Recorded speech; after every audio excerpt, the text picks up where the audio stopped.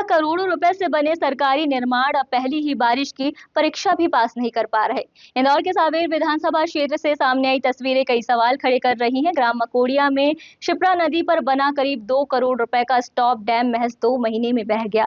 इसके बाद मौके पर पहुंचे कांग्रेस नेताओं ने निर्माण की गुणवत्ता और सरकार की कार्यप्रणाली पर गंभीर सवाल उठाए हैं। ग्राम मकोड़िया में शिप्रा नदी पर जल संसाधन विभाग द्वारा बनाया गया स्टॉप डैम पहली बारिश में ही क्षतिग्रस्त हो गया। निरीक्षण के लिए पहुंचे वरिष्ठ कांग्रेस नेता सज्जन सिंह वर्मा ने कहा कि 2 करोड़ रुपए का निर्माण 2 महीने भी नहीं टिक सका, जिससे गुणवत्ता और निर्माण प्रक्रिया पर सवाल खड़े होते हैं। उन्होंने सिंचाई मंत्री तुलसीराम सिलावट से नैतिक जिम्मेदारी लेते हुए इस्तीफे की मांग की है। जिला कांग्रेस अध्यक्ष विपिन वानखेड़े ने आरोप लगाया कि सांवेर क्षेत्र में बने 10 से 11 स्टॉप डैम कमीशन खोरी का जरिया बन गए हैं। कांग्रेस नेताओं ने धार के कारम नदी बांध का उदाहरण देते हुए कहा कि ऐसे निर्माण कार्यों की निष्पक्ष जांच होनी चाहिए और जिम्मेदार लोगों पर कार्रवाई हो।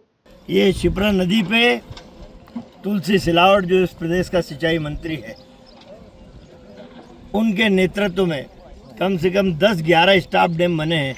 जिस जगह मकोड़िया में मैं खड़ा हूँ, 7.5 करोड़ की लागत का ये स्टॉप डैम आधी बारिश भी नहीं झेल पाए। एक बारिश तो दूर की बात है, इसमें कि 10-11 स्टॉप डैम तुलसी सिलावट ने बनवाए हैं।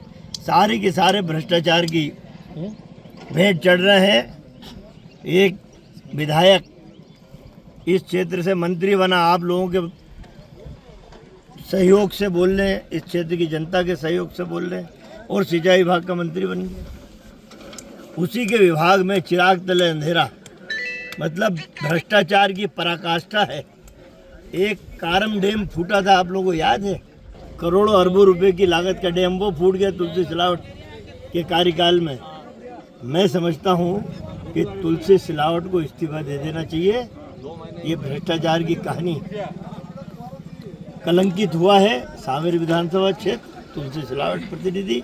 मैं समझता हूँ आरएसएस और बीजेपी को सिंचाई विभाग और तुलसी सिलावट की काली करतूत का एक पुलिंदा दिल्ली पहुँच चुका है।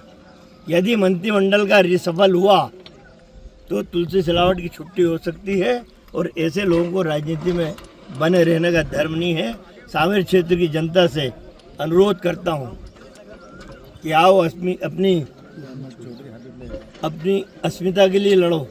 पुल टूटने के दौरान सरिया कहीं भी दिखाई नहीं दिया, तो कैसे कहा जा सकता है कि निर्माण कार्य सही से हुआ भी होगा या नहीं।